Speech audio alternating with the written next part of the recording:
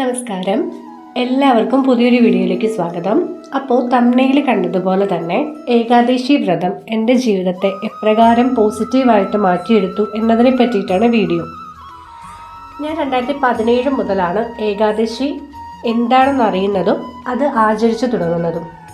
അന്നു മുതൽ ഇന്ന് വരെ, അതായത് 2024 ഡിസംബർ മാസത്തിലെ ഗുരുവായൂർ ഏകാദശി വരെ മുടങ്ങാതെ ഗുരുവായൂർ ഏകാദശികൾ എടുക്കാൻ സാധിച്ചൊരു വ്യക്തിയാണ് ഞാൻ.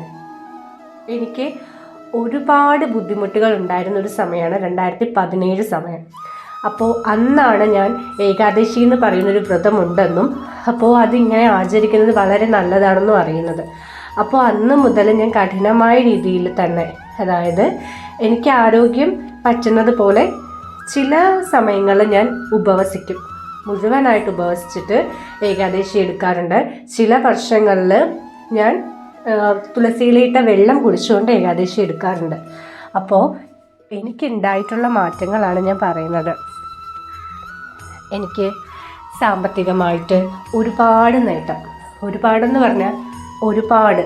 കാരണം ഞാൻ ആഗ്രഹിക്കുന്ന സമയത്ത് എൻ്റെ കയ്യിൽ ഒരു രൂപ പോലും ഇല്ലാത്തൊരു സമയത്ത് എനിക്ക് പൈസ വരുന്നു. അതേപോലെ എൻ്റെ ആരോഗ്യം ഭയങ്കര മോശമായിരുന്നു. ഇപ്പോഴും എനിക്ക് ആരോഗ്യ പ്രശ്നങ്ങളുണ്ട്. പക്ഷേ എന്നിരുന്നാൽ പോലും എനിക്ക് അന്ന് 2025, അതായത് കൊറോണ കടന്നു പോകും എന്നെനിക്കറിയില്ല. അത്രയ്ക്ക് ശ്വാസകോശത്തിന് പ്രശ്നമുള്ള ഒരാളാണ് ഞാൻ.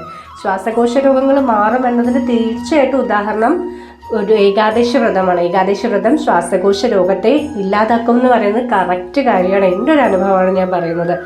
കാരണം കൊറോണ സമയത്ത് ഞാനതിനെ അതിജീവിക്കുമെന്ന് എനിക്ക് ഒരു പ്രതീക്ഷയും ഇല്ലായിരുന്നു.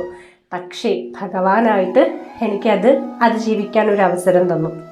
അതേപോലെ തന്നെ എനിക്കൊരു വാഹനം, എനിക്ക് സ്വന്തമായിട്ടൊരു വണ്ടി പോലും ഇല്ലായിരുന്നു, ഓൺലി സൈക്കിൾ. ആ ഒരു ഞാൻ സ്വന്തമായിട്ട് 2021 സ്വന്തമായിട്ട് എനിക്ക് വണ്ടി വാങ്ങി, സ്വന്തമായിട്ട് ഞാൻ കുറച്ച് ഗോൾഡ് വാങ്ങിച്ചു. അപ്പോൾ ഇതെല്ലാം തന്നെ എനിക്ക് ഭഗവാൻ തന്ന അനുഗ്രഹമായിട്ടാണ് ഞാൻ കരുതുന്നത്. 2020 കൂടിയിട്ട് ഞാൻ എല്ലാ മാസത്തെയും ഏകാദശികൾ എനിക്ക് പറ്റുന്നത് പോലെ ഞാൻ എടുക്കാൻ തുടങ്ങി. അങ്ങനെ 2024 ഞാൻ ഗുരുവായൂർ ഏകാദശി ഭംഗിയായിട്ട് പൂർത്തിയാക്കി. ഈ കഴിഞ്ഞ മാസം ഉൽപ്പന്ന ഏകാദശിയും ഈ മാസം ഞാനതും കംപ്ലീറ്റ് ചെയ്തിട്ട് നിൽക്കുകയാണ്. ഇനി ഗുരുവായൂർ ഏകാദശിക്ക് വേണ്ടി വെയിറ്റ് ചെയ്യാണ്.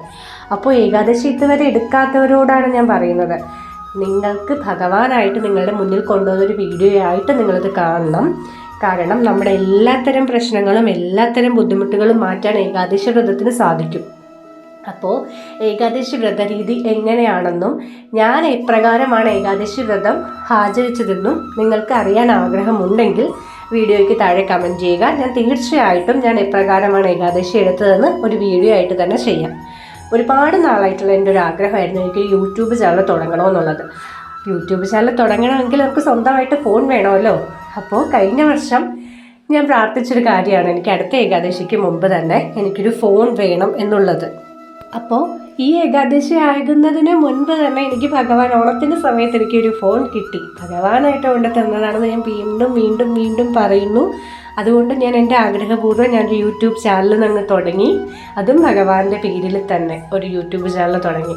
കണ്ണനില്ലാതെ ഗോപികയില്ല എന്ന് പറയുന്ന പോലെ ഭഗവാനില്ലാതെ ഞാനില്ല. കാരണം എല്ലാം എനിക്ക് ഭഗവാനാണ്.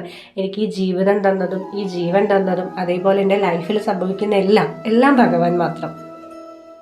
അപ്പോൾ ഏകാദശി വ്രതത്തെ പറ്റി എന്തെങ്കിലും സംശയം ഉണ്ടെങ്കിൽ, ഞാൻ ഏകാദശി വ്രതം എങ്ങനെയാണ് ചെയ്യുന്നതെന്ന് നിങ്ങൾക്ക് അറിയണമെങ്കിൽ താഴെ കമൻറ്റ് ചെയ്യുക.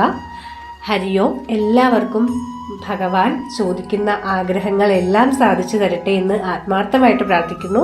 പുതിയൊരു വീഡിയോയിൽ കാണാം. അതുവരേക്കും നന്ദി, നമസ്കാരം.